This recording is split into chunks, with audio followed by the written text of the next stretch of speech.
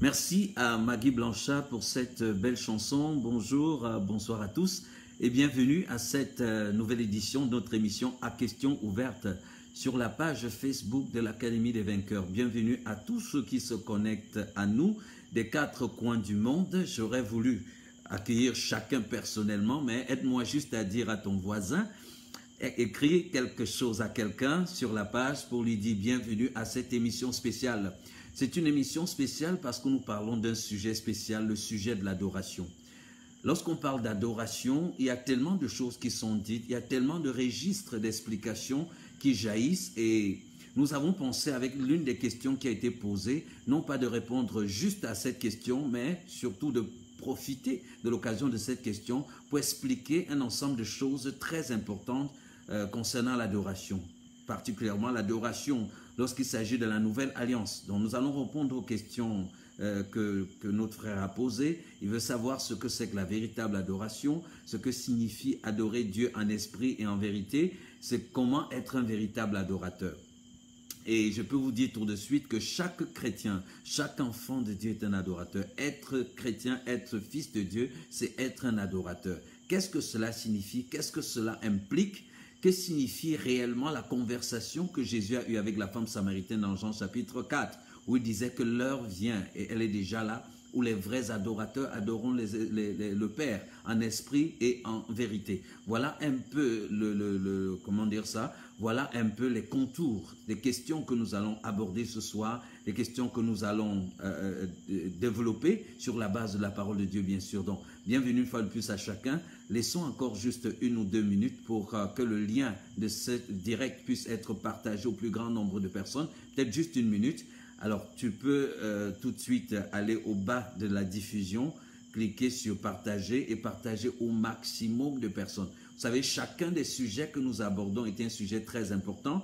L'appel que le Seigneur nous a donné à implanter les ministères Livingstones, c'est un appel de réformation, c'est un appel pour restaurer dans la pensée de l'Église un ensemble de choses qui ont été négligées et qui, à cause du fait que ces choses ont été négligées, créent justement un dysfonctionnement.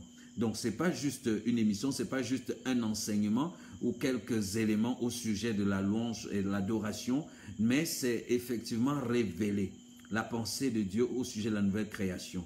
La nouvelle création, la nouvelle alliance, comment adorer en tant que des fils. Vous savez, de nombreux chrétiens continuent d'adorer comme des esclaves, continuent d'adorer comme des serviteurs, continuent d'adorer comme des visiteurs dans la maison de Dieu. Mais nous ne sommes plus des visiteurs, nous ne sommes pas simplement des serviteurs, nous sommes d'abord et surtout des fils. Alors comment des fils adorent? Qui est-ce qu'ils adorent réellement? Comment est-ce qu'ils l'adorent réellement? Nous avons parlé du temple. Aujourd'hui encore, nous voyons un peu partout l'église, je vais dire les communautés locales ou les églises locales, les bâtiments construits, on appelle cela la maison de Dieu ou le lieu d'adoration. Est-ce que le lieu d'adoration, c'est vraiment une église quelque part? Est-ce que c'est une maison construite quelque part? Ou alors la nouvelle création qui a recréé toutes choses a également pu recréer même notre compréhension de l'église? Quel est le véritable temple de Dieu où doit se passer l'adoration en tant que nouvelle création en Christ?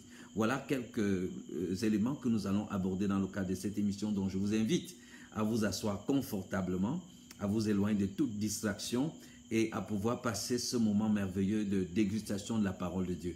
Tout ceci, je le fais pendant que les liens continuent d'être partagés.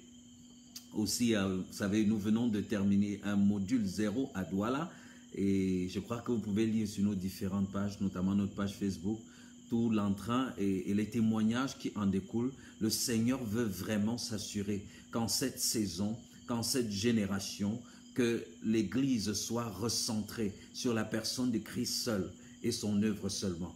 Il y a tellement de choses qui ont été mêlées comme une distraction et qui détournent le regard, qui détournent la contemplation des fils et des fils de Dieu, de la personne de Christ et de l'œuvre accomplie.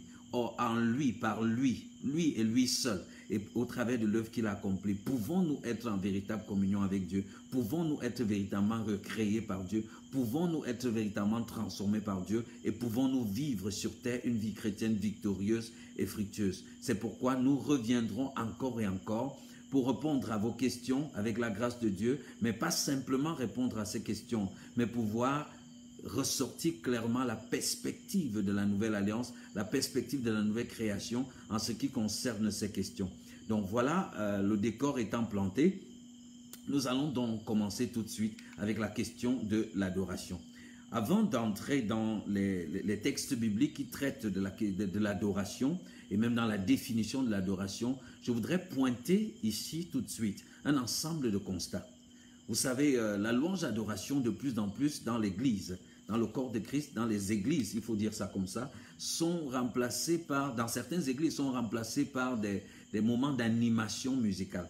On peut entendre le berger ou le pasteur à un moment dit, bon, nous allons demander à tel groupe choral ou tel d'animer en attendant que tel élément ou tel autre élément se produise. Vous voyez, on considère la louange adoration comme une sorte de transition, un élément qu'on fait en attendant un autre élément ou de la simple animation musicale. Et ça, c'est une perception pas correcte de la louange adoration. C'est même un rabaissement total ou même une négation de la louange adoration. Il faut dire aussi que, bon, bien évidemment, tous les groupes choraux ne chantent pas toujours, ne sont pas toujours en train de louer, adorer Dieu dans ce qu'ils font. Il y a beaucoup d'ambiance. La louange adoration aussi est considérée dans certains contextes comme étant un moment d'ambiance. On va animer, voilà, on va donner les offrandes, on va animer et du coup, ça donne une perception erronée de ce que doit être la louange adoration. Un autre élément, un constat qu'on peut faire également autour de nous, c'est qu'à des moments, pendant les moments de louange adoration, on peut remarquer cette contradiction qui existe entre les gestes et les paroles qui sont faites. Vous imaginez quelqu'un qui est debout et qui lève les mains en disant « Je fléchis les genoux pour t'adorer, toi seul ». Et il est debout et les mains levées. On se demande, bon, il fléchit les genoux pour adorer Dieu, lui seul, mais il est debout. Qu'est-ce qu'il veut dire par fléchir les genoux? Cette contradiction parfois entre la gestuelle et les paroles prononcées dans le chant traduit très souvent le fait que celui qui est en train d'adorer ou qui conduit l'adoration n'est pas réellement conscient de ce qu'il est en train de faire. On a l'impression que bon, il est juste en train de remplir une formalité, il est justement peut-être en train de chanter en attendant que le pasteur arrive ou en attendant que tel autre élément passe. C'est pour ça qu'on peut lire cette contradiction, parce que quelqu'un dans ses sens normaux ne peut pas dire « je fléchis les genoux » et il est debout. Et cela ne tique pas dans sa tête que mais il y a un problème là. Pourquoi est-ce que... Ah, je lis Winnie qui dit qu'il s'agit de fléchir les genoux du cœur. Bon, pourquoi ne pas dire « non, je fléchis les genoux de mon cœur » par exemple. Mais quand on dit « je fléchis les genoux », pour moi, les genoux devraient fléchir. Je lève les mains pour t'adorer et puis mes mains sont là, tout baissées. Ça n'a pas de sens. Je veux surtout ressortir le fait que beaucoup parfois qui conduisent l'adoration ou qui sont en train d'adorer Dieu ne méditent pas, ne réfléchissent même pas sur ce qu'ils sont en train de faire. Parfois on est emporté par la mélodie, parfois on connaît juste le chant qui nous touche émotionnellement, mais on ne pense même pas à ce qu'on est en train de faire. Et puis on a aussi un autre constat, c'est les chantres. Beaucoup de chantres dans le milieu chrétien qui sont devenus des auteurs-compositeurs. C'est-à-dire s'assoient et se disent, bon, il faut qu'elle compose un chant. Ok, le Seigneur, mon Dieu, il n'y a pas quelque chose de mieux que d'être avec toi en homme pieux. On cherche la rime, on cherche la beauté des phrases, on cherche quelque chose qui donne, et puis on cherche le rythme de l'heure pour mettre ces paroles qu'on a fabriquées en cherchant les rimes correspondantes. On veut mettre ça dans le rythme de l'heure pour que le chant soit écouté, le chant soit accepté et qu'on devienne célèbre. Ça aussi, c'est un problème, c'est un mal qu'il faut décrier dans notre environnement chrétien.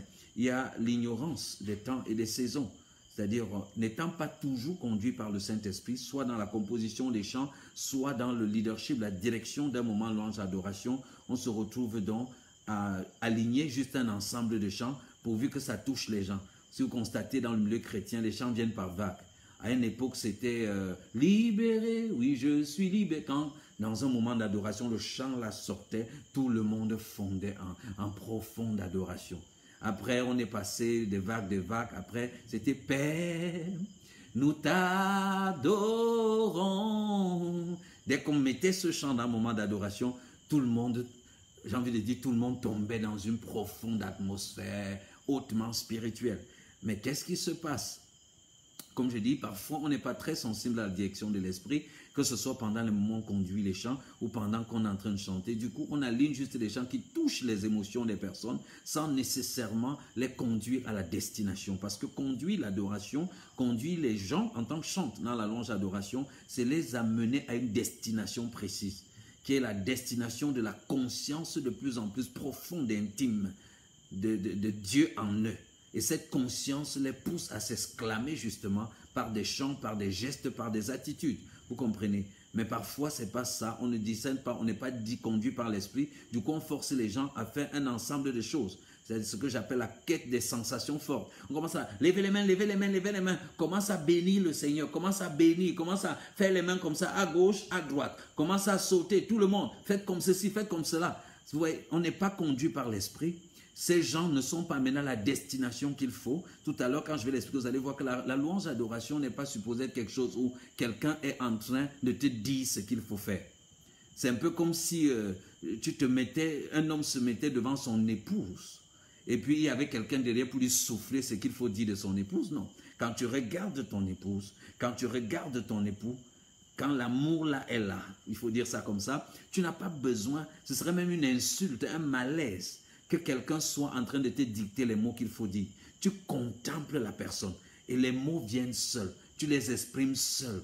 Tu n'as pas besoin d'un dictionnaire. Tu n'as pas besoin des phrases de quelqu'un d'autre. Tu n'as pas besoin de copier quelque chose de poétique. La poésie vient seule. Vous voyez, quand Dieu a fait défiler Ève devant Adam, personne n'a soufflé les paroles à Adam. Adam s'est automatiquement découvert des aptitudes et des talents de poète.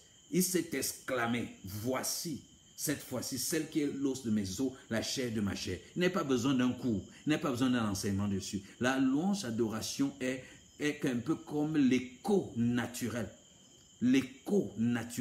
que la beauté, la grandeur, la profondeur, les perfections incompréhensibles de Dieu produisent en nous.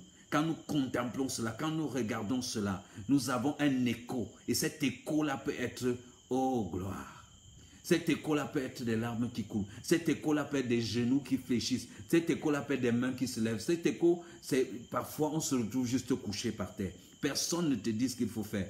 Le Saint-Esprit, vous êtes arrivé à un niveau où vous contemplez Dieu et vous vous exclamez seul d'une manière ou d'une autre. Donc le rôle du chantre n'est pas effectivement de dire aux gens ce qu'ils doivent faire. Le rôle du chantre, c'est sous l'inspiration et la direction du Saint-Esprit, amener les personnes à une profonde conscience, à une conscience de Dieu, à une contemplation du Père, à un face-à-face avec la divinité. Et que quand le chantre a amené les gens à la conscience de ce face-à-face avec la divinité, le chantre a fini de jouer son rôle, il peut même se taire. Le peuple va adorer, le peuple va s'exclamer, le peuple va s'extasier devant la grandeur, devant la beauté, devant la puissance qu'ils sont en train de contempler. Pas celle qu'on est en train de leur dire de contempler, mais ce qu'ils sont en train de contempler. Alors là, tu n'as pas besoin de dire, dis au Seigneur qu'il est puissant, dis au Seigneur qu'il est fort. Si c'est toi qui me dis de lui dire, c'est que je ne suis pas encore conscient de sa puissance. Quand tu es conscient de cette puissance, quand dans un moment comme cela, un chantre habile, un chantre rempli du Saint-Esprit te conduit, tu contemples subitement la puissance de Dieu. Tu t'exclames, puissant, oh puissant. Seigneur, tu es puissant. Personne n'a besoin de... Tu n'as pas besoin que quelqu'un te dise, dis au Seigneur, tu es puissant, dis au Seigneur qu'il est puissant. Non, non, non, pas besoin de cela. Donc ça, ce sont des choses à décrier. Il y a aussi l'exhibition des aptitudes vocales et musicales. C'est-à-dire, il y a des chantres qui, s'engageant pour conduire un moment de louange d'adoration, oublient qu'ils sont effectivement là pour amener le peuple vers une destination. Les amener à une véritable conscience dans laquelle ils vont contempler le Dieu qui habite en eux, le Dieu qui a tout fait pour eux. Donc, et on commence des exhibitions vocales. On commence. Je veux t'adorer.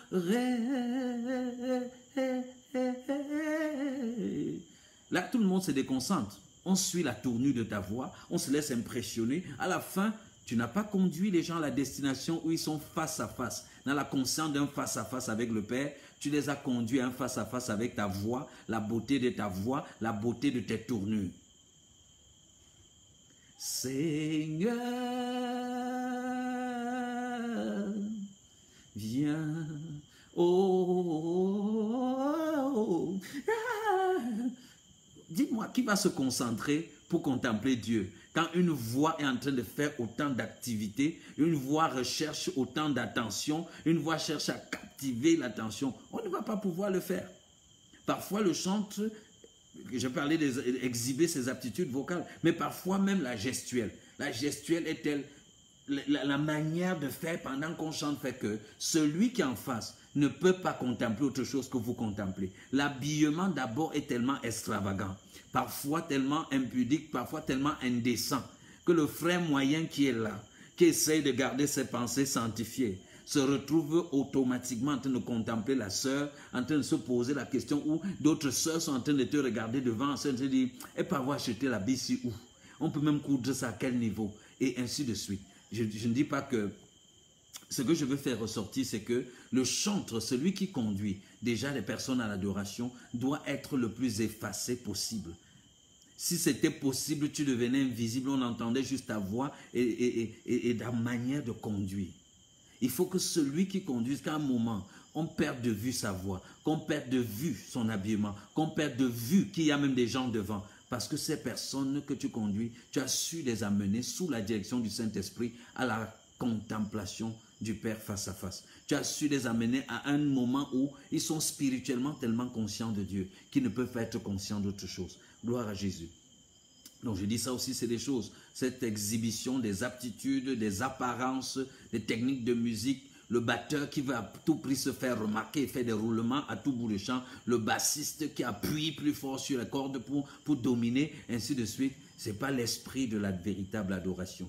Dans l'esprit de la véritable adoration, que ce soit le chantre, que ce soit les instrumentistes, que ce soit les personnes qui accompagnent cet orchestre, chacun a envie de s'effacer, chacun veut entraîner le peuple dans une profonde connexion spirituelle, dans une profonde, j'aimerais dire, conscience de la divinité, de l'atmosphère glorieuse de sa présence, dans un face-à-face qui va donc s'exprimer, face auquel ils vont s'exclamer par des chants, des paroles et toutes sortes de gestuels. Voilà. Parfois aussi on a fait de l'adoration juste un moment de la rencontre et non tout le culte. Vous voyez, on a l'impression que c'est le moment d'adoration. On ne se rend pas compte que tout le culte là est un culte d'adoration. Tout le culte là est un culte d'adoration. La vie du chrétien est une vie d'adoration. Parce que le mot adorer a le sens de servir. Le mot adorer et le mot servir sont synonymes en hébreu comme en grec. Donc quand on parle d'adorer Dieu, il ne s'agit pas d'un moment de chant. Il ne s'agit pas d'un moment où on lit des psaumes. Il s'agit de notre vie entière. Notre vie, notre service à Dieu, c'est l'adoration. Quand les prêtres ou les sacrificateurs dans le temple offraient des sacrifices en longueur de journée, on appelait ça l'adoration. On dit le Dieu que tu adores ou le Dieu que tu sers, c'est la même expression. Donc c'est très important de comprendre que l'adoration n'est pas le moment du chant. L'adoration n'est pas le moment où on est en train de chanter, mais c'est le moment où c'est tout le culte, c'est toute notre vie.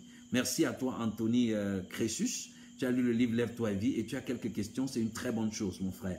Alors, laisse tes questions en inbox et dans le cadre de cette émission, nous aurons l'occasion d'aborder ces questions. Vous avez constaté que désormais, nous abordons plusieurs questions, mais aujourd'hui, nous avons voulu mettre un accent sur l'adoration parce que c'est central, c'est toute la vie du chrétien.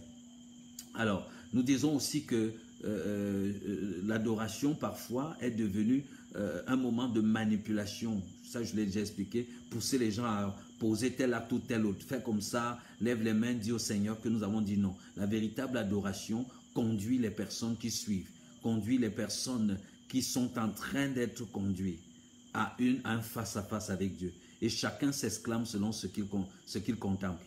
Vous ne pouvez pas vous attendre à ce que dans une salle de 5000 personnes, tout le monde réagisse de la même façon. Parfois, quand c'est juste collectivement, tout le monde fait la même chose. Parfois, tout le monde n'est pas, on n'est même pas du tout en train d'adorer Dieu. Lorsque le chantre conduit et que chacun se retrouve dans un face-à-face avec Dieu, personne, parfois, on ne va pas tous contempler la même chose. tel sera en train de contempler la puissance, tel sera en train de contempler la sainteté, ainsi de suite. Chacun vivra un dévoilement d'une dimension, d'un aspect ou d'un attribut de Dieu et ils ne vont pas réagir tous de la même façon. Certains peuvent crier, d'autres peuvent pleurer, d'autres peuvent se coucher, d'autres peuvent battre les mains, d'autres peuvent sauter, d'autres peuvent rire. Tout cela participe de l'adoration. Mais aussi, je parle là d'un moment dit, un moment d'adoration, mais de manière générale, je dis toute notre vie est une vie d'adoration. Pourquoi est-ce que ces dérapages, pourquoi est-ce que cette conception et ces attitudes erronées en ce qui concerne la louange et l'adoration? C'est parce que en fait, on apprend beaucoup d'enseignements au sujet de la louange et l'adoration sont tirés de la religion, sont des enseignements religieux, c'est-à-dire ne sont pas fondés sur la vérité biblique. Et quand je parle de la vérité biblique, je parle de la personne de Christ et de son œuvre.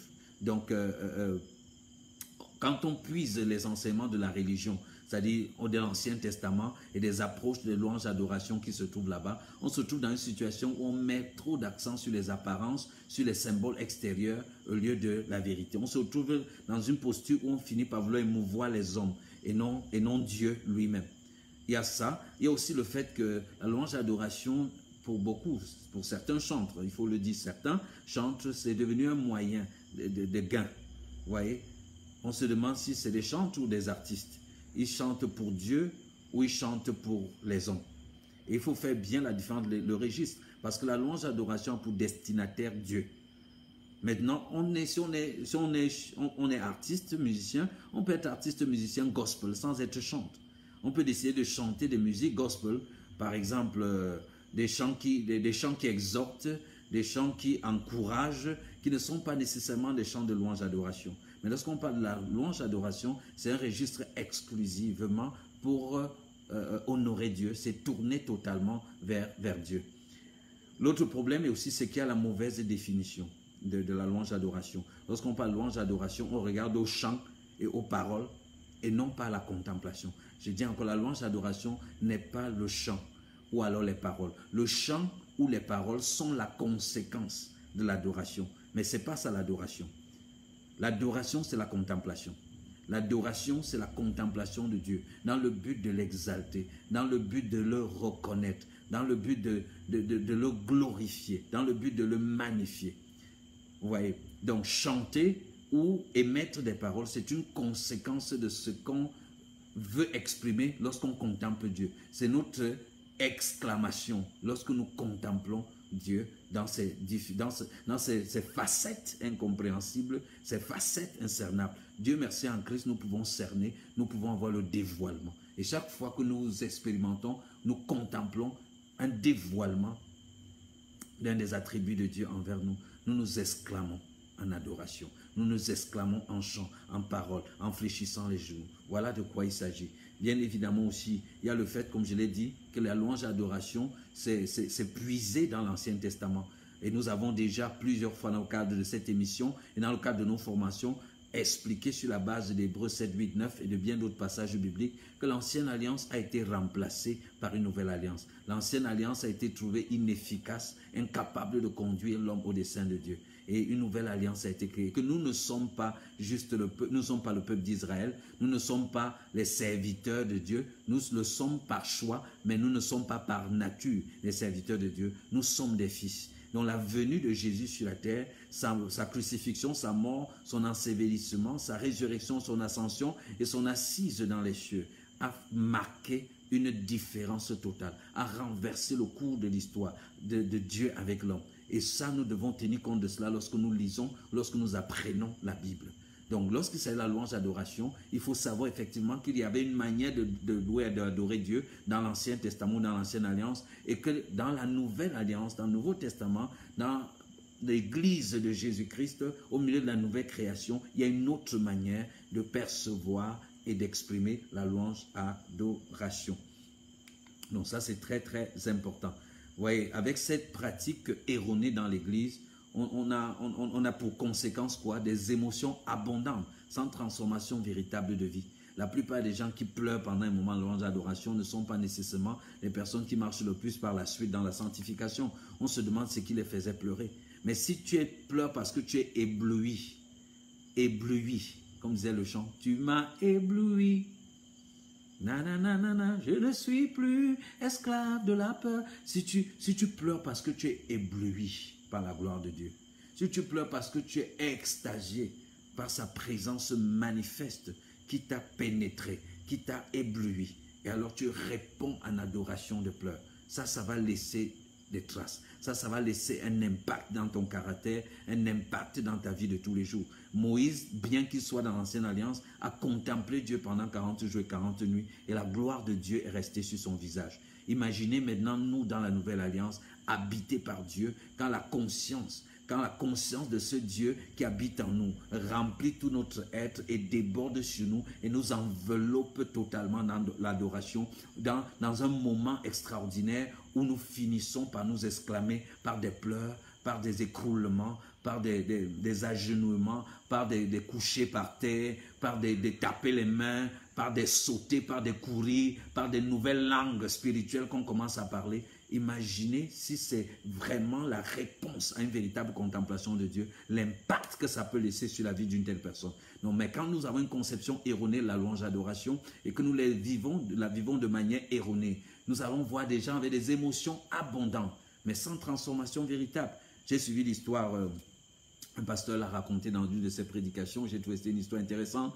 Une maman qui était à l'église avec son enfant d'environ 3 ans, et puis c'était le moment, comme on dit, d'adoration. Elle avait levé les mains et elle adorait. Oh Saint Seigneur, tu es saint, tu es saint. Et l'enfant dit que maman elle veut boire l'eau en tirant sa main. Maman elle veut boire l'eau. Oh Saint, tu es Seigneur saint, tu es extraordinaire. Pendant qu'elle le faisait, l'enfant dit maman je veux boire l'eau. Elle s'est tournée, elle a giflé l'enfant. Tu ne vois pas que j'adore Dieu, arrête ça. Et puis elle a relevé les mains. Oh Seigneur, tu es saint, ainsi de suite. J'ai dit mince. Comment elle peut faire pour quitter d'un moment de profonde contemplation à un moment de colère violente, gifler l'enfant et se retourner et l'adoration continue comme si rien ne s'était passé. Ça, c'est très impressionnant. C'est ça que j'appelle les émotions abondantes sans transformation véritable de vie. Alléluia. Alors, lorsque je regarde également, l'une des conséquences de la perception erronée de la louange adoration, c'est quoi? C'est une église qui est bruyante, très bruyante, et qui devient une source de témoignage. C'est le louange adoration, la guitare est là-bas, la batterie est de l'autre côté, il y a une cacophonie, chaque instrumentiste essaye de prouver que ici, là, dans l'orchestre, à part lui, il n'y a personne d'autre. Le chanteur aussi crie du fond de sa voix, et puis on n'entend ni parole, ni musique, tout est embrouillé. Et les gens sont dedans, ils se battent pour se concentrer, pour essayer d'adorer, pour essayer de contempler. Ça, c'est un problème. Lorsque la louange d'adoration n'est pas bien enseignée, lorsque ce n'est pas bien compris, on se retrouve à ce genre d'église hyper bruyante, mais qui est un contre-témoignage, parce que finalement, l'effort que les gens fournissent pour pouvoir se concentrer est énorme au milieu de tous les instruments. Mieux, on arrêtait tous les instruments et on adorait Dieu, même en lisant juste sa parole ou en l'écoutant.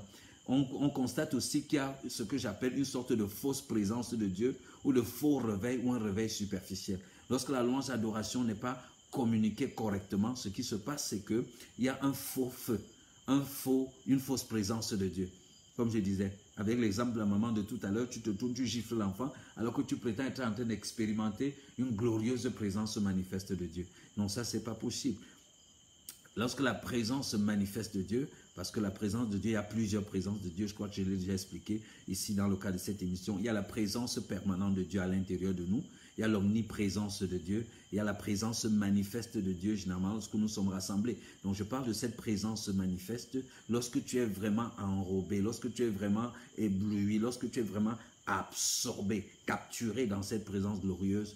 Il y a une perte de conscience de certaines choses liées à la chair, liées au monde et ainsi de suite. Mais quand on voit le genre de choses que certains peuvent faire dans la présence de Dieu, ils peuvent même whatsapper en chantant des chants d'adoration, ils peuvent même saluer leurs voisins, ils peuvent même taper les divers et puis continuer avec le chant et de temps en temps ils s'arrêtent pour faire X et Y. On comprend que c'est une fausse présence de Dieu. Quand on voit des personnes qui lèvent la main, qui pleurent, qui font ceci et qui les minutes qui suivent sont en train de débattre sur l'argent de l'église et ainsi de suite, on pense qu'il y avait une fausse présence de Dieu.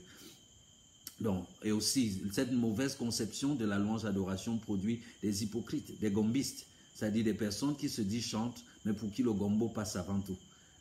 Et j'aime beaucoup les chantres. J'ai exercé dans le ministère en tant que chantre pendant longtemps. Je continue de le faire pendant mes moments d'enseignement. Mais je sais qu'il y a des chantres sérieux qui sont vraiment consacrés à Dieu et qui vivent cependant, qui subissent, voilà, qui subissent des abus parce que parfois on invite pour conduire dans des programmes, même l'argent de taxi on leur donne pas, on se dit non mais c'est le don de Dieu, et ainsi de suite, non. La Bible dit que l'ouvrier a droit à son salaire et qu'il faut prendre soin du bœuf qui fout le grain. Maintenant, Dieu n'a pas non plus dit à l'ouvrier d'aller réclamer son salaire. Je crois que quand vous avez un don qui vient du Seigneur, vous le mettez au service du Seigneur. Quand vous reconnaissez que ce qui est fait est une chose qui est faite au nom du Seigneur, vous mettez votre don au service du Seigneur dans ce contexte-là. Maintenant, ceux qui invitent les chantres, ceux qui invitent des personnes pour rendre ministère, pas seulement les chantres, toute autre personne, sachez que s'ils sont au service du Seigneur en train de le faire, et sachez que par exemple, ils doivent payer le taxi pour arriver. Sachez qu'ils peuvent ne pas avoir l'argent du taxi. Sachez qu'ils ont besoin d'un accompagnement et de toute autre chose. Moi, je ne le réclamerai jamais. Je n'encourage pas un homme de Dieu ou un chantre à aller réclamer, exiger et ainsi de suite. Mais j'exhorte tout le monde à être sensible à ce genre de choses. Si vous déplacez quelqu'un d'une ville à l'autre, la moindre des choses, c'est de lui payer son transport. S'il doit passer la nuit, c'est de le loger et de le nourrir. Ça, c'est même simplement la bienséance. Le bon comportement de chrétien exige cela. On n'a même pas besoin qu'il réclame quoi que ce soit. Et voilà. Donc, je disais aussi que finalement, la louange adoration, quand ce n'est pas bien enseigné, ça devient des moments de divertissement. Des moments de divertissement avec des acteurs habiles qui savent vous faire ci, sauter, lever la main gauche, lever la main droite, tourner, revenez, revenez, ainsi de suite. Un peu comme si on dansait la bottle dance de nos frères du côté du nord-ouest. Cette danse qu'on tape sur les bouteilles. On dit double ça, turn around, come before, go back, et ainsi de suite et tout. Non, c'est pas comme ça que ça doit se passer. Et donc l'une des conséquences majeures aussi, c'est qu'on se retrouve avec des chants, des compositions, des chants qui sont pour être des chants de louange, d'adoration, mais qui sont erronés, qui sont contraires à la vérité biblique. Il y a plein de chants comme ça. I have a very big God who is always by my side, a very big God by my side, by my side. C'est-à-dire que j'ai un grand Dieu qui est toujours à mes côtés. Nous savons qu'en Christ, le Dieu que nous connaissons, que nous servons, qui est notre Père, il réside en nous, il n'est pas à côté de nous.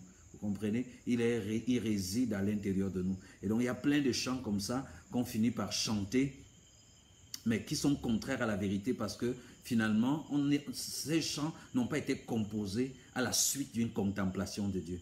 C'est juste un chant qu'on voulait faire chanter, on voulait écrire quelque chose, on voulait peut-être sortir aussi ces chants. Mais quand un chant jaillit de la contemplation, quand vous suivez les chants par exemple d'Alain Moloto, vous savez que ça c'est des chants qui jaillissent de la contemplation. Vous savez que cette personne a contemplé Dieu et son chant a été l'exclamation à la suite de cette contemplation. Il y a bien évidemment aussi de nombreux artistes chrétiens, mais aussi de nombreux chantres chrétiens, même au Cameroun, qui portent ce genre de flamme. Quand vous écoutez, ils ne sortent pas des albums tout le temps, mais quand ils sortent un album, vous allez savoir que cette personne a contemplé Dieu et ce chant est une exclamation de sa contemplation. Voilà. Et donc voilà un peu. Maintenant, parlons de l'adoration en soi. Je parlerai de l'adoration. Je dis, on peut donner tellement de définitions, mais j'aimerais dire que l'adoration, c'est un peu comme la reconnaissance de Dieu de manière directe en rapport avec sa nature. Reconnaître Dieu de manière directe en rapport avec sa nature, ses attributs, ses actes, ses déclarations et ses manières, soit par l'explosion du cœur dans la louange ou par des actes posés. C'est ce que je disais tantôt, c'est-à-dire adorer Dieu, c'est le contempler, c'est le reconnaître dans sa nature, dans ses attributs, dans ses actes, dans ses déclarations, ce qu'il dit, dans ses manières de faire. Et cette reconnaissance, ou la réponse de cette reconnaissance, de cette contemplation, peut être l'explosion du cœur dans la louange ou dans les actes posés. Donc, quand je contemple Dieu, dans qui il est, dans ce qu'il est, dans ce qu'il peut faire, dans ce qu'il dit, dans sa manière de faire, je suis ébloui. Je suis épaté. Vous savez, dans le livre de Jean, il y a une histoire qui est racontée au sujet de Jésus. On dit un jour, en plein milieu de la fête des tabernacles, ça dit qu'il était là au milieu de la route. Les gens passaient subitement, on dit qu'il a tressailli en esprit. C'est-à-dire que parfois je me dis qu'il était sûrement là avec ses disciples et subitement, oh Père, et il s'est mis à dire, oh Père, je te rends grâce de ce que tu as caché ces choses aux sages et que tu les as révélées aux enfants. Vous voyez, il s'est mis à louer Dieu, il s'est mis à célébrer le Seigneur.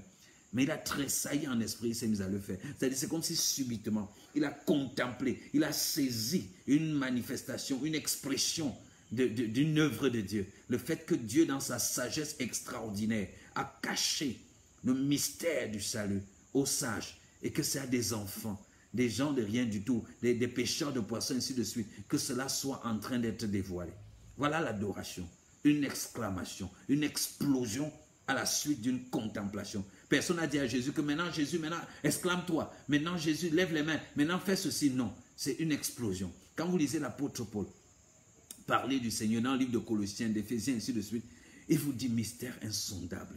Il dit, il est l'expression visible du Dieu invisible. Dieu a voulu qu'en toute chose, il soit le premier-né. Il est le premier-né de la création, le premier-né, ainsi de suite. Quand il finit d'expliquer, il dit mystère incompréhensible. Vous savez, il est en train de s'extasier devant la glorieuse beauté de ce que Dieu a fait, de qui Dieu est. C'est ça l'adoration. C'est une explosion, un écho de notre cœur en rapport avec une véritable contemplation. C'est pourquoi je dis la véritable adoration commence par la méditation, commence par la contemplation. Si tu ne connais pas Dieu, tu ne peux pas l'adorer. Si tu ne comprends pas la parole de Dieu, le mystère, quand on te parle de l'amour extravagant de Dieu, manifesté à son Fils Jésus-Christ, quand tu lis un verset comme celui de 2 Corinthiens 5 qui dit que Dieu était lui-même en Christ à la croix, réconciliant le monde avec lui, n'imputant point aux hommes leurs péchés. Tu as envie de regarder à nouveau le verset et dire qu'ici là c'est sérieux ou bien Dieu blague.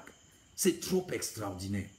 C'est trop Imaginez l'extase comment il s'appelle, de Zachée, que quand Jésus est entré chez lui.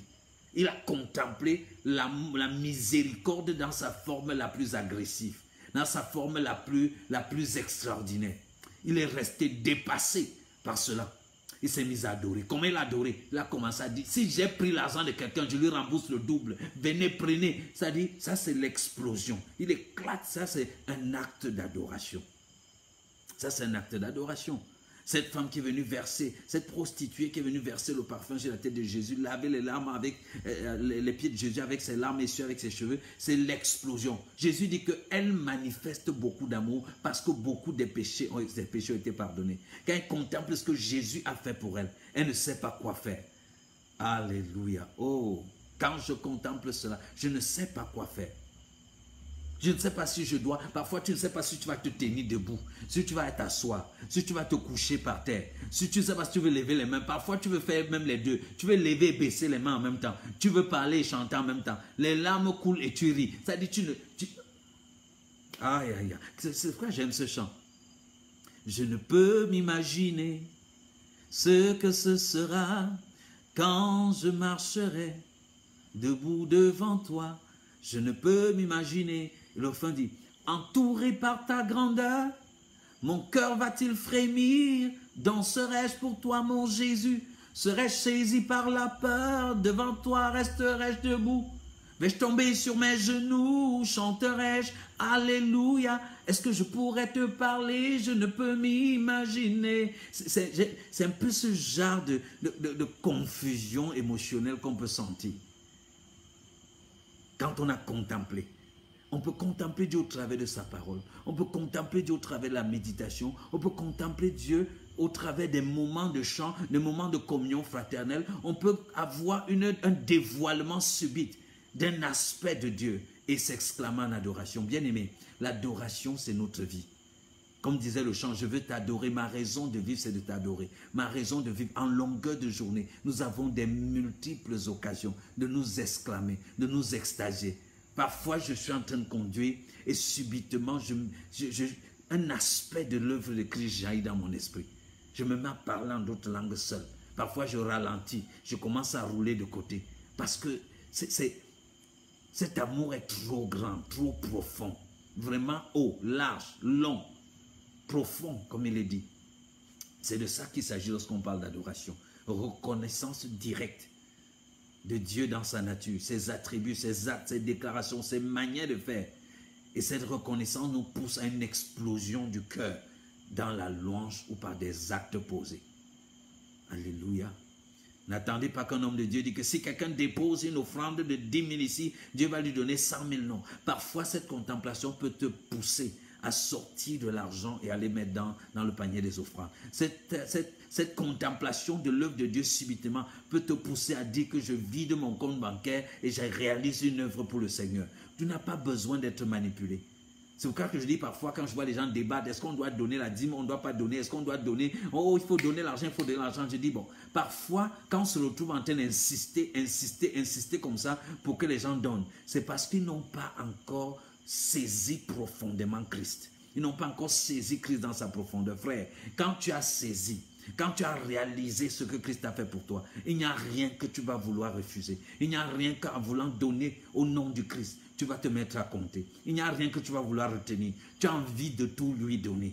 Tu as envie de... Moi, quand j'ai fait, à l'époque, ce séminaire sur l'évangélisation, où on nous a décrit l'amour extraordinaire de Dieu pour l'homme.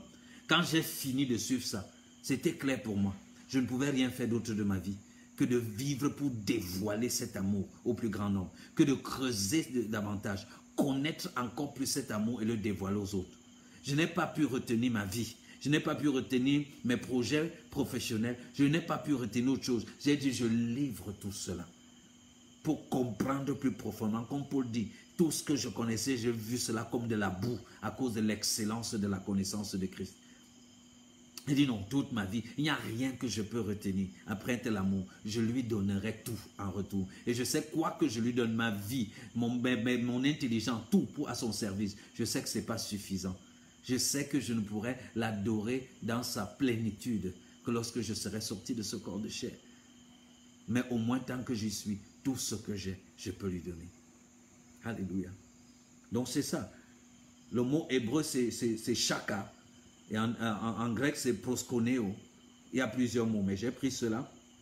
Déjà, qui signifie se prosterner en hommage à une royauté. S'écrouler, obéir, faire une révérence, se soumettre pour servir. Vous voyez, on ne cite même pas le chant. Se prosterner en hommage à une royauté, s'écrouler, obéir, faire une révérence, se soumettre pour servir. Nous avons aussi le mot thérapéo. Thérapéo qui veut dire servir ou offrir un service. Vous voyez, c'est là que vient thérapie. Servir ou offrir un service, tout ça parle de l'adoration. Il y a sebomé. Sebomé, c'est un autre mot qui parle de l'adoration. Sebomé, c'est sentiment d'émerveillement ou de dévotion. Là, ce sont les mots grecs qui désignent l'adoration. Sentiment d'émerveillement ou de dévotion. Je contemple Dieu, je me laisse émerveiller par ce que je vois. Donc, mes définitions ou mes mots que j'utiliserai pour parler, pour définir adoration, c'est contempler, admirer minutieusement. C'est s'émerveiller ou s'exclamer en parole ou en mélodie ou même en acte. C'est demeurer dans cette attitude en tout temps et en toutes choses. Contempler, admirer minutieusement, s'émerveiller, s'exclamer en parole, en mélodie ou en acte, demeurer dans cette attitude en tout temps et en toutes choses. Une vie où nous passons le temps à contempler, à admirer, à nous émerveiller, à nous exclamer en parole, en mélodie ou en acte et en rapport avec la personne de Christ et l'œuvre accomplie. Nous allons terminer en atterrissant, nous allons atterrir, pour dire ça comme ça, sur le fameux chapitre 4 du livre de Jean.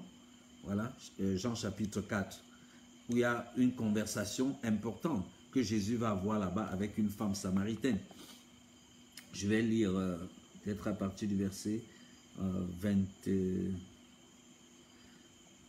Ok. En fait, vous connaissez l'histoire. C'est Jésus qui envoie ses disciples leur chercher à manger. Et lui, il a soif. Et il y a une femme samaritaine qui vient au puits pour puiser de l'eau. Et Jésus demande à cette femme samaritaine de lui donner de l'eau.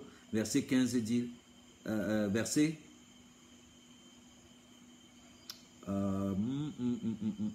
Ok, je vais lire à partir du verset 8. Car ses disciples étaient allés à la ville pour acheter les vivres. La femme samaritaine lui dit, comment toi qui es juif, me demandes-tu à boire, à moi qui suis une femme samaritaine? Les Juifs, en effet, n'ont pas de relation avec les Samaritains. Jésus lui répondit, si tu connaissais le don de Dieu Et qui est-ce qui te dit, donne-moi à boire? Tu lui aurais toi-même demandé à boire et il t'aurait donné de l'eau vive. Seigneur, lui dit la femme, tu n'as rien pour puiser et le puits est profond. D'où aurais-tu donc cette eau vive? Es-tu plus grand que notre père Jacob qui nous a donné ce puits et qui en a bu lui-même ainsi que ses fils et ses troupeaux? Jésus lui répondit, quiconque boit de cette eau aura encore soif, mais celui qui boira de l'eau que je lui donnerai n'aura jamais soif. Et l'eau que je lui donnerai deviendra en lui une source d'eau qui jaillira jusque dans la vie éternelle. La femme lui dit, Seigneur, donne-moi de cette eau afin que je n'ai plus soif et que je ne vienne plus puiser ici. Va, lui dit Jésus, appelle ton mari et viens ici. La femme répondit, je n'ai point de mari. Jésus lui dit, tu as eu raison de dire, je n'ai point de mari, car tu as eu 5 maris, et celui que tu as maintenant n'est pas ton mari. En cela tu as dit vrai. Seigneur, lui dit la femme, je vois que tu es un prophète. Nos pères ont adoré. Alors voilà là on arrive. Nos pères ont adoré sur cette montagne. Et vous, vous dites que le lieu où il faut adorer, c'est à Jérusalem. Verset 21. Jésus lui dit, crois-moi, l'heure vient où ce ne sera ni sur cette montagne, ni à Jérusalem que vous adorerez le Père. Vous adorez ce que vous ne connaissez pas. Nous adorons ce que nous connaissons, car le salut vient des Juifs. Mais l'heure vient, et elle est déjà venue, où les vrais adorateurs adoreront le Père en esprit et en vérité. Car ce sont là les adorateurs que le Père demande. Dieu est esprit et il faut que ceux qui l'adorent, l'adorent en esprit et en vérité. La femme lui dit, je sais que le Messie doit venir, celui qu'on appelle le Christ. Quand il sera venu, il nous annoncera toutes choses. Jésus lui dit, je le suis, moi qui te parle. Quel beau passage. Quelqu'un aimerait être la femme samaritaine à cette époque pour avoir cette conversation avec Jésus. Mais comme vous allez le découvrir, il n'a pas besoin d'être la femme samaritaine. Nous sommes dans une meilleure époque. Nous sommes vraiment dans une meilleure époque. Alors, cette femme samaritaine, dans son entretien avec Jésus, pose des questions qui peuvent avoir l'air d'être des questions banales, mais qui sont des questions très, très importantes. La première chose à remarquer ici, c'est que Jésus est en train de parler avec la femme samaritaine et on précise que les Samaritains et les Juifs ne s'entendaient pas. Mais qui étaient les Samaritains? L'histoire montre que les Samaritains, c'était d'une part des Juifs qui s'étaient alliés avec certaines divinités païennes et qui avaient fait le mélange. Ça, c'est une partie de l'histoire révèle cela. Et leurs enfants qui étaient nés donc de ces genres d'union entre des Juifs et des païens étaient considérés comme étant des Juifs les considéraient comme étant des sangs mélangés, c'est-à-dire une race corrompue. Donc, on ne voulait pas les identifier ou les reconnaître comme étant des Juifs. Mais l'histoire des Samaritains va beaucoup plus loin. Si vous vous souvenez, dans le livre des rois, lorsque le roi Salomon meurt, son royaume, suivant une prophétie, son royaume va être brisé en deux. Et un de ses fils, Absalom, va prendre une partie du royaume. Non, Roboam va prendre une partie du royaume et Jéroboam va prendre l'autre partie du royaume. Donc le royaume de Salomon ou le royaume d'Israël va être divisé en deux. Et il y aura donc deux parties de ce royaume. Et d'un côté du royaume, on aura pour capitale, on aura Juda qui aura pour capitale Jérusalem. Et on aura justement Israël, c'est-à-dire le reste du royaume, qui aura pour capitale la Samarie. Et cette division faisait que celui qui était le roi de Juda, lui, il avait le temple de Jérusalem en sa faveur. Il avait le temple en sa faveur, dont les gens devaient partir, les gens devaient adorer là sans problème. Le temple où Dieu avait mis son nom pour que tout le peuple d'Israël vienne adorer. Mais ceux qui étaient du côté de la Samarie et qui avaient pour capitale la Samarie n'avaient justement pas le temple là-bas. Et le roi qui régnait donc en Samarie, craignant que le peuple qui est sous lui en Samarie aille adorer à Jérusalem, ne voulant pas qu'ils aillent dans l'autre royaume adorer, c'est écrit qu'il craignait que le peuple aille là-bas et s'allie justement au roi de Juda. Donc il a préféré réinstituer quelque chose que Moïse avait aboli, les hauts lieux. Donc il a permis au peuple de bâtir à nouveau des autels, de construire à nouveau des autels sur des montagnes où il pourrait offrir des sacrifices à Dieu et ainsi de suite. Il a établi même des sacrificateurs qui n'étaient pas des vrais sacrificateurs, qui n'étaient pas de la lignée des sacrificateurs. Donc c'est ça qui faisait qu'on considérait les Samaritains comme des gens corrompus, comme des gens qui ont laissé le temple et qui sont retournés faire quelque chose qui était encore au temps de Moïse, que Moïse avait toléré, mais avait dit que cela prendrait fin quand le peuple d'Israël sera arrivé à Jérusalem. Voilà de manière un peu ramassée l'histoire des Samaritains. Mais ce n'est pas cette histoire d'abord qui nous intéresse. Nous voulons aussi comprendre pourquoi il y avait cette tension entre les deux. Et on peut comprendre donc pourquoi cette femme confronte Jésus avec la question de l'adoration. Et nous avons vu que le mot adoration ici, ce n'est pas chanter. C'est service, c'est l'ensemble du service à Dieu. Donc cette femme demande à Jésus, il y a un débat historique entre nous et les Juifs. Comme je vois que tu es prophète, il faut que tu tranches ces débats-là pour moi. Il dit à Jésus que bon, nos pères ont adoré sur la montagne. Comme je viens de vous l'expliquer, leur roi avait permis qu'ils reconstruisent les hauts lieux qui avaient été déjà bannis, puisque le temple d'Israël était déjà là. L'adoration devait se faire au temple. Mais de peur que les gens aillent adorer à Jérusalem et se détournent de lui, il a créé des hauts lieux. Donc il a permis à ce peuple d'adorer à nouveau sur les montagnes en bâtissant des hauts lieux. Donc cette femme samaritaine, les Samaritains, ils ont continué cette pratique-là. Elle dit donc, mais nos pères ont adoré sur les montagnes, sur la montagne. Mais vous, les Juifs, vous dites que c'est à Jérusalem qu'il faut adorer. Vous voyez, voilà les deux centres d'adoration, la montagne et Jérusalem. Jérusalem, après qu'ils soient entrés dans la terre promise, le temple étant construit, Moïse a dit, c'est à Jérusalem qu'on adore et le reste sera la pratique des hauts lieux, des hôtels que vous bâtissiez, on met fin à cela. Mais voilà la Samaritaine qui a un problème. Nous, on sait que c'est sur la montagne qu'il faut adorer parce que nos pères ont continué d'adorer là-bas. Vous dites que c'est à Jérusalem. Où est-ce qu'il faut donc véritablement adorer? Elle pose une question profonde. Où est-ce qu'il faut adorer? C'est quoi l'adoration? Pourquoi l'adoration? À qui l'adoration? Jésus, en répondant, va répondre à toutes ces questions. Qu'est-ce que l'adoration? Comment se pratique l'adoration? Où est-ce qu'il faut adorer? Et quel est le genre d'adoration que Dieu agrée? Pour répondre à la question qui nous a été posée ce soir, quel est le genre d'adoration que Dieu agrée? Et Jésus va répondre à cette femme à partir du verset, je crois le verset 23. Ok, verset 22, la femme pose sa question. Vous adorez? La femme pose sa question au verset 20. Voilà. Nos pères ont adoré sur cette montagne. Et vous dites que le lieu où il faut adorer est à Jérusalem. Écoutez la réponse de Jésus. Femme, lui dit Jésus, crois-moi, l'heure vient où ce ne sera ni sur la montagne. Jésus ne dit pas que maintenant, il dit l'heure vient. Quelle heure?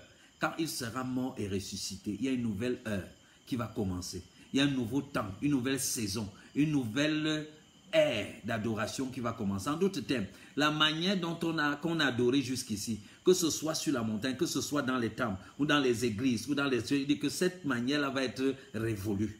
Il y a une heure qui vient où ces deux manières même d'adorer, ça n'aura plus de place, ça ne vaudra plus la peine. Donc toi, tu es femme samaritaine encore en train de débattre si ce sera sur la montagne ou ce sera dans le temple à Jérusalem. Mais moi, je suis là pour t'annoncer une nouvelle ère qui arrive, une nouvelle heure qui arrive. Et à cette heure-là, elle vient, et certaines versions disent, elle est même déjà là où elle est bientôt là, où ce ne sera plus ni sur la montagne. Donc cette adoration sur la montagne, les hôtels, les hauts lieux, c'est banni. Ceux qui continuent de vous enseigner qu'il faut bâtir un hôtel dans ta chambre, il faut bâtir un hôtel dans ton bureau, il faut bâtir un hôtel derrière ta maison. Ça, c'est banni. Jésus dit que l'heure qui vient là, on n'aura plus à aller bâtir des hôtels. On n'aura plus besoin des hauts lieux pour adorer le Seigneur. Il dit, à la grande surprise même de cette femme, que même Jérusalem, c'est-à-dire même dans les temples, dans les maisons construites, même dans ces endroits-là, ce ne sera plus là-bas qu'on va adorer. Si on n'adore plus Dieu sur les hôtels, et si on n'adore plus Dieu dans les temples, où est-ce qu'on va donc l'adorer? C'est ça la question. Jésus dit à la femme, non, c'est fini, cette manière d'adorer. Oh frère, il faut donner la semence, on va bâtir l'hôtel d'adoration. Tu dois bâtir un hôtel dans ton bureau pour avoir une promotion. Oh, il faut bâtir l'hôtel d'adoration. Oh, chaque Dieu s'adore sur un hôtel. Il faut l'offrande de l'hôtel. Il faut laisser ça. Ça n'a pas à voir avec la pensée de Christ. Christ dit qu'il y a une heure qui vient. Et si tu es enfant de Dieu, si tu es la nouvelle création, si tu es un fils de Dieu, tu sais que nous sommes dans cette heure. Quelle heure? L'heure qui a été marquée par la résurrection de Christ. À partir de la résurrection de Christ, il y a une nouvelle heure qui a sonné. Il y a un nouveau temps qui a sonné. Il y a un nouveau type d'adoration, une nouvelle approche de l'adoration. Vous comprenez? Donc il dit que ce ne sera plus à la montagne, ce ne sera plus à Jérusalem. Les deux types d'adoration ont été bannis. Ce ne sera plus chacun construit son hôtel où il veut sur la montagne qui lui plaît ou dans son bureau à la maison. Ce sera même plus aussi on construit une maison, on dit que Dieu est dedans, voici la maison d'adoration de Dieu. Il dit que ce ne sera ni l'un ni l'autre. Et ça, c'est très important. Nous sommes sur le point de dévoiler une vérité très, très importante en ce qui concerne le mystère et même le ministère de l'adoration. Vous voyez, ici, il va dire au verset 23, « Mais l'heure vient. » Vous voyez, verset 22, il dit, « Vous adorez ce que vous ne connaissez pas. » Et je crois que dans le milieu chrétien aujourd'hui, beaucoup adorent ce qu'ils ne connaissent pas. Tu ne peux pas adorer Dieu sans connaître Dieu. Et tu ne peux pas connaître Dieu autrement que par la connaissance de la personne de Christ et de son œuvre. Parce que Christ est la version visible du Dieu invisible. Christ est la version approchable du Dieu inapprochable. Christ est la version compréhensible du Dieu incompréhensible. Il n'est pas possible d'adorer ce qu'on ne connaît pas. Jésus dit, vous adorez ce que vous ne connaissez pas. Maintenant, comment pouvez-vous adorer un Dieu que vous ne connaissez pas? Comment Israël aurait pu adorer un Dieu dont il ne voulait même pas entendre la voix? Vous adorez ce que vous ne connaissez pas. Si tu adores ce que tu ne connais pas, alors tu vas mal adorer. Tu vas même offenser ce Dieu croyant que tu es en train d'adorer. Et je crois que beaucoup posent des offenses à l'endroit de Dieu dans des moments dits d'adoration. Et ils sont convaincus qu'ils sont véritablement en train d'adorer Dieu. Jésus nous explique le genre d'adoration. Quand l'heure là va venir, le genre d'adoration qui convient à Dieu. Il dit, vous adorez ce que vous ne connaissez pas. Verset 23, il dit, mais l'heure vient et elle est déjà venue, où les vrais adorateurs. Donc il y a les faux adorateurs et il y a les vrais adorateurs. Donc il va nous dire maintenant, il dit que le adorer sur les montagnes et les autels qu'on a bâtis ici et là, ça c'est la fausse adoration. L'adoration dans les temples là, qu'on fait en Jérusalem là, il dit ça aussi c'est une fausse adoration. Maintenant je vais vous dire comment les vrais adorateurs adorent. C'est Jésus qui dit. Il dit maintenant je vais vous dire comment les vrais adorateurs adorent. Il dit l'heure vient, elle est déjà venue, où les vrais adorateurs adoreront le Père. Ils vont adorer qui? Le Père, pas Dieu. Et merci Seigneur. Les vrais adorateurs n'adorent pas Dieu, ils adorent le Père. Quand vous lisez les épîtres de Paul, j'ai fléchi les genoux devant le Père de gloire, Père de notre Seigneur, Père et Père et Père. Bien aimé, l'une des choses que la résurrection a produite, c'est que la résurrection a inauguré un nouveau type de relation. Nous ne sommes pas des esclaves, nous ne sommes pas des êtres vivants qui avons un Dieu. Nous sommes des fils qui appartenons à un Père. Lorsque Jésus ressuscite, il va dire à Marie et celles qui étaient venues au niveau du tombeau, il va leur dire quoi? Il va leur dire, allez dire à mes frères que je vais vers mon Dieu, leur Dieu, vers mon Père, leur Père. Jésus montre qu'il a inauguré un nouveau type de relation. Il y a une nouvelle filiation entre Dieu et les hommes. Ceux qui croient en Dieu par Jésus-Christ ont désormais un Père. Il est pour eux un Père, pas juste un Dieu. Donc déjà, si dans tes chants d'adoration, Dieu, Dieu, Dieu, Dieu, Dieu, Dieu, Dieu, c'est un indicateur que tu ne sais pas qui tu adores. Car si tu savais qui tu adorais, tu ne mettrais pas Dieu, Dieu, Dieu, Dieu partout, mais tu contemplerais le Père. Si c'est Dieu que tu vas contempler, tu as un problème. Parce que le Dieu que tu t'en vas contempler là, tu ne peux pas le contempler. Le Dieu que tu veux voir là, tu ne peux pas le voir. Le Dieu que tu veux saisir là, tu ne peux pas le saisir. Ce Dieu-là n'est saisissable qu'au travers du Fils. Ce Dieu-là n'est compréhensible qu'au travers de son Fils. Ce Dieu-là n'est approchable qu'au travers de son Fils. Donc ce n'est qu'en le Fils que nous les fils, nous pouvons le connaître, l'approcher et l'adorer. Alléluia. C'est pourquoi lorsque nous parlons de la révélation de la personne de Christ et de son œuvre seulement, ce n'est pas une fantaisie, ce n'est pas juste une belle phrase pour nous démarquer aussi des autres. Non, c'est le cœur de la pensée de Dieu, c'est le cœur de la nouvelle création, c'est le cœur du mystère de Dieu. Dieu est devenu un Père. Et seuls les fils peuvent l'adorer. Et ils ne peuvent l'adorer qu'en tant que des fils. Et pour l'adorer en tant que des fils, ils doivent être dans le Fils. Jésus est comme la loupe. Jésus est comme les lunettes infrarouges qui nous permettent de disséquer le Père, qui nous permettent de voir les perfections invisibles du Père et de nous exclamer, donc il est comme ça, donc c'est ça lui, alléluia, extraordinaire, fantastique, oh glorieux, puissant, parce que à travers Jésus, sa personne et l'œuvre qu'il accomplit, nous pouvons cerner qui est Dieu, nous pouvons comprendre qui est Dieu, nous pouvons savoir ce que Dieu fait. C'est ce que Jésus dévoile ici, que l'heure vient, les vrais adorateurs adorent le Père. Ils n'adorent pas, ils passent pas le temps à chanter Jéhovah Jireh, Jireh, El Shaddai, Adonai, ainsi de suite. Des noms qui restent des noms incompréhensibles. Ils adorent le Père. Un Père, on comprend. Jésus a démontré le caractère du Père et continue de l'exprimer par le Saint-Esprit au travers de nous. Jésus a démontré tout ce que Dieu est et nous avons compris que c'est un Père. Nous pouvons le connaître au travers de Jésus. Nous pouvons le comprendre au travers de la personne de Jésus et au travers de l'œuvre qui a été accomplie à travers Jésus. Alors nous pouvons donc adorer le Père. Merci mon frère Anthony. Comme Jésus disait, celui qui m'a vu a vu le Père. Jésus est l'expression du Père. Comme Colossiens le dit, il est l'image visible, le icône, l'image visible du Dieu invisible. Donc contempler Jésus, c'est contempler le Père. Contempler Jésus, c'est contempler le Père. Comprendre Jésus et son œuvre, c'est comprendre le Père et son caractère. Alléluia. Donc les vrais adorateurs adorent qui? Ils adorent le Père. Il dit donc, l'heure vient, elle est déjà venue, où les vrais adorateurs adoreront le Père. Comment? En esprit et en vérité. En esprit et en vérité. Je crois que nous avons déjà expliqué cette expression. Qu'en esprit et en vérité, ce n'est pas deux choses. Ce n'est pas qu'ils vont l'adorer en esprit et ensuite ils vont aussi l'adorer en vérité. J'ai entendu tellement d'explications qu'en esprit veut dire, en vérité veut dire, esprit ici, dans notre Bible en français, écrite avec petit e. Donc il ne s'agit pas du Saint-Esprit, il s'agit de l'esprit de l'homme. Donc les vrais adorateurs vont adorer premièrement le Père. Mais comment? En esprit et en vérité. En esprit et en vérité. Le mot ici est, qui est kain en grec. Nous avons dit que kain, qui est traduit ici par est souvent utilisé dans ce contexte, dans ce genre de contexte, comme une conjonction d'explication ou une conjonction d'explicitation. Donc quand nous lisons en esprit et en vérité, ça ne veut pas dire en esprit et aussi en vérité. Ça veut dire en esprit, c'est-à-dire dans la vérité. Amen. Ça veut dire en esprit, c'est-à-dire dans la vérité. Et étant le mot kain, conjonction d'explication en grec. Donc quand il dit, les vrais adorateurs vont adorer qui? Le Père. Comment? En esprit, c'est-à-dire dans la vérité. Ça veut dire que le seul moyen d'adorer Dieu dans la vérité, c'est de le faire en esprit. C'est ce que ça veut dire. Le seul moyen d'adorer Dieu dans la vérité ou selon la vérité, c'est de le faire en esprit. Donc les vrais adorateurs vont adorer Dieu en esprit, c'est-à-dire dans la vérité. Donc nous comprenons que ça veut dire que le seul moyen d'adorer Dieu selon la vérité, c'est de le faire en esprit. Alors adorer Dieu en esprit veut dire quoi? Jésus, par cette expression esprit, est en train de situer effectivement le nouveau temple. Si nous voulons vérifier cela, nous pouvons voir dans 1 Corinthiens, je crois 1 Corinthiens chapitre 6. 1 Corinthiens chapitre 6. Alors je trouve le verset pour nous. 1 Corinthiens chapitre 6, verset 19. Voilà, 1 Corinthiens chapitre 6, verset 19 dit quoi? Ne savez-vous pas que votre corps est le temple du Saint-Esprit qui est en vous et que vous avez reçu de Dieu et que vous ne vous appartenez point à vous-même? Notre corps est quoi? Le temple du Saint-Esprit.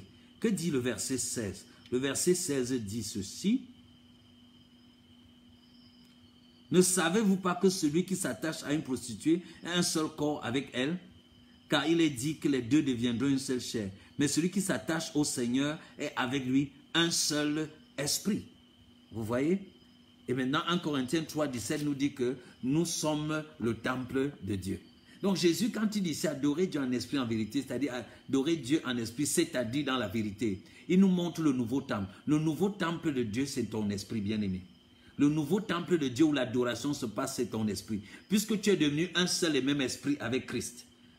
Christ qui est quoi? L'expression visible du Dieu invisible. Donc par l'esprit, tu contemples et comprends le Christ spirituel. Le Christ esprit qui est en toi. Tu es devenu un seul et même esprit avec lui. Donc tu es en lui et il est en toi. Ton esprit est dans l'esprit de Christ est en toi.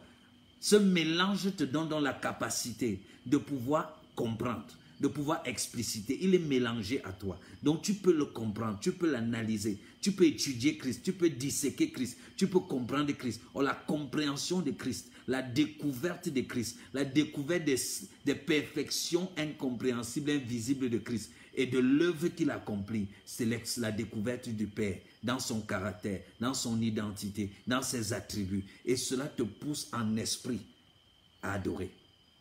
Alléluia. Dans le temple où on adore désormais Dieu, ce n'est pas dans une maison construite quelque part, qui s'appellerait une église, ce n'est pas sur une montagne, c'est une chose qui se fait en longueur de journée dans notre esprit. Notre esprit, en longueur de journée, contemple l'esprit Christ, contemple le Christ, contemple sa personne et son œuvre et s'exclame à l'intérieur, parfois en langue, parfois en acte d'amour, parfois en offrande, parfois en danse, parfois en chant, parfois en paroles favorables à l'endroit des gens. L'adoration de Dieu consiste par exemple à bien servir les clients qui entrent dans ton entreprise, avec un cœur rempli de la joie et de l'extase du Saint-Esprit. Lorsque l'apôtre Paul nous écrit dans Éphésiens chapitre 5, à partir du verset 19, il dit « Ne vous enivrez pas de vin, c'est de la débauche, mais soyez au contraire remplis du Saint-Esprit. » Il dit « Chantez de tout votre cœur à tout temps des mélodies, laissez monter du fond de votre cœur des mélodies à Dieu. » Il dit « Faites-le en tout temps, sous l'inspiration de la grâce. » C'est ça, le service que tu rends au bureau sous l'inspiration de la grâce. Ton esprit est satisfait dans l'esprit Jésus. L'AVC ne peut pas avoir accès à toi. Le stress se dissipe seul parce que ton esprit mélangé à l'esprit de Christ, ton esprit passe ses journées à être en train de sonder Christ, à être en train de contempler Christ. Tu le vois sur ton bureau. Quand tu prends cette trombone pour agrafer les papiers, tu vois l'expression du Christ dedans. Tu veux boire de l'eau. Tu penses au fait que Jésus dit qu'il est l'eau de vie. Il est l'eau vive. Quand tu regardes dans le miroir, tu te souviens que la parole de Dieu dit qu'elle est comme un miroir et que celui qui regarde dedans ne doit pas oublier son propre visage. Quand tu mets ton plat de nourriture de coquille en train de manger ou de plantain avec la viande de bœuf, tu te souviens que Jésus a dit que ma viande est de faire la volonté de celui qui m'a envoyé, d'accomplir tout son œuvre. Quand tu es en train de manger le pain, tu te souviens que Jésus est le pain de vie et qu'il a dit que celui qui ne mange ma chair ne boit mon sang. C'est-à-dire que tu as la contemplation. Et de temps en temps, tu vas découvrir telle vérité ou telle autre qui va t'extasier. Il n'y aura pas assez d'espace pour des conversations inutiles, pour des pensées inutiles, pour des pensées superficielles, parce que tu es constamment en contemplation. Il n'y aura pas le temps d'être jaloux de la coiffure de ta voisine ou de telle sœur en Christ, elle aime trop se faire voir. C'est des gens qui ne vivent pas la contemplation, qui ont souvent ce genre de réaction, qui ont le temps de contempler ce genre de choses. Mais le Seigneur dit que les vrais adorateurs adorent le Père. Ils passent le temps à chercher le Père dans tout ce qui est fait. Ils cherchent à découvrir le Père. J'ai aimé ce que mon fils Steve Kameni disait cette semaine pendant qu'il enseignait sur comment méditer dans les cellules. Il disait que méditer, c'est prendre n'importe quel passage biblique et de chercher à retrouver la personne de Christ et son œuvre à l'intérieur. Méditer, c'est quoi? Prendre n'importe quel passage biblique et retrouver la personne de Christ et son œuvre à l'intérieur. Vous voyez, l'esprit qui est en Christ, l'esprit du vrai adorateur, passe le temps à sonder. Quelle est la profondeur de ce Christ? Quelle est la grandeur, la profondeur de l'œuvre qu'il a accomplie? Et chaque jour, tu découvres les contours de cela. Chaque jour, tu découvres des nouvelles images de Christ. Dans la Bible, dans la vie de tous les jours, tout te renvoie à lui. Il fait l'objet de ta contemplation. Et ta vie est une exclamation. Ton service au bureau est une exclamation de ce que tu es en train de contempler. Ton rapport avec tes parents, ton conjoint, tes enfants, tes voisins, ton pasteur, c'est un écho de la contemplation qui est à l'intérieur de toi. C'est pourquoi je vous ai dit, l'adoration, c'est toute notre vie. Adorer Dieu, c'est servir Dieu. Adorer Dieu, c'est vivre Dieu. Adorer Dieu, c'est pratiquer Christ. Adorer Dieu, c'est le contempler et le laisser s'exprimer. C'est le laisser s'exprimer comme ces rayons qui transpercent notre être et qui s'expriment au travers de nous. Voilà ce que nous voulions partager ce soir au sujet de l'adoration ou de la véritable adoration, des vrais adorateurs. J'espère que vous avez compris que les vrais adorateurs, selon Jésus, n'adorent pas dans les hauts lieux, ne bâtissent pas les autels. Les vrais adorateurs, selon Jésus, ne sont pas ceux qui chantent nécessairement dans les temples les dimanches en disant qu'ils sont en train d'adorer Dieu, mais que les vrais adorateurs, ceux que le Père aime, ceux que le Père connaît, ils adorent le Père d'abord. D'abord, c'est le Père qu'ils adorent. Et ils le font en esprit, c'est-à-dire dans la vérité. Ils ont compris que la seule vraie adoration, c'est quand notre esprit contemple l'esprit de Christ. Et que les actes, les chants et tout le reste ne sont que les expressions de notre émerveillement. Alléluia. Et que devient donc le chantre dans la nouvelle alliance? Le chantre doit désormais aider en sensibilisant, en orientant, en formant et en envoyant les chrétiens dans la culture de l'adoration comme mode de vie chez tout chrétien. Les chantres doivent éduquer le peuple de Dieu à réaliser que l'adoration n'est pas un moment, n'est pas un chant, mais c'est un mode de vie. Alléluia. Le chantre est lui-même dans son temple, puisque lui aussi, il est le temple de Dieu. Il aide à la contemplation des perfections invisibles de Dieu. Il aide chacun à aller rencontrer Dieu dans son temple. Il laisse chacun adorer Dieu dans son temple par des cantiques nouveaux et des cantiques nouveaux et des cantiques personnels. Donc le chantre, son rôle, c'est de faciliter, vous voyez, cette contemplation collective, amener les gens à la contemplation. La destination, c'est que chacun se retrouve conscient d'un face-à-face avec le Père. Et quand le peuple qu'il est en train de conduire devient conscient de ce face-à-face avec le Père, le chantre peut se taire, baisser le micro, éteindre même le micro et se concentrer lui-même aussi à s'extasier, à s'émerveiller. Et là, l'atmosphère de la salle est saturée de sa présence et Dieu fait, chacun exprime son adoration à Dieu, qui par le chant, qui par les cris, qui par des pleurs, qui par se coucher au sol, qui par des offrandes, qui par quoi que ce soit, qui par la guitare, qui par quoi que ce soit. Voilà l'adoration qui glorifie le Seigneur. Voilà ce que les vrais adorateurs font et que le Père agrée. Je vous laisse encore en lisant ce passage, avec ce passage de Jean chapitre 4 que nous avons lu, qui dit « L'heure vient, elle est déjà venue, et c'est déjà notre heure, où les vrais adorateurs adoreront le Père en esprit, c'est-à-dire dans la vérité, car ce sont là les adorateurs que le Père recherche. » Donc il y a un type d'adorateur que le Père recherche, et j'espère qu'il trouvera en toi ce type d'adorateur, ceux qui adorent le Père en esprit, c'est-à-dire dans la vérité. Voilà pour ce soir.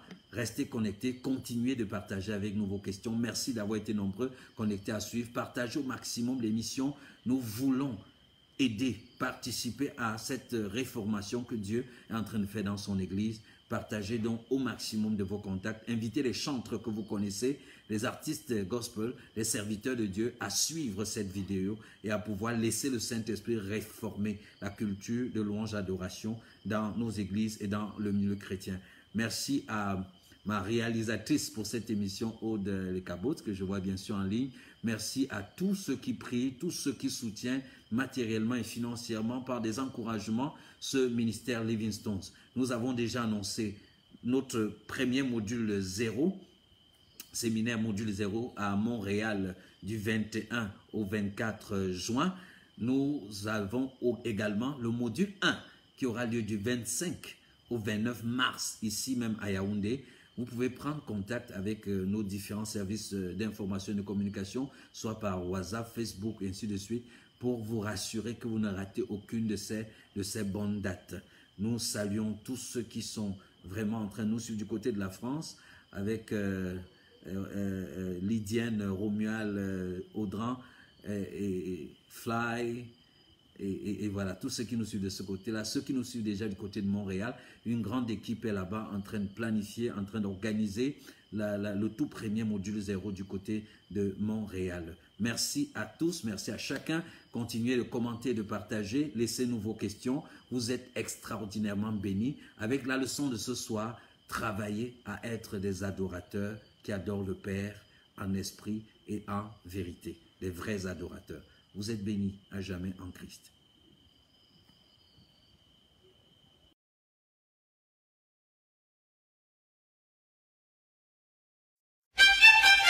Imaginez votre vie sans aucune forme de peur, aucune malédiction, aucune forme de limitation. Imaginez. Eh oui, c'est la réalité de la nouvelle création en Christ, profondément développée dans le livre « Lève-toi et vis » du Dr François Tidier. Découvrez et faites découvrir le livre au travers duquel vous célébrerez différemment la Pâque. Vos lines 694 70 96 14 675 89 39 93 89 39 93. Lève-toi et vis, de la création à la nouvelle création en Christ.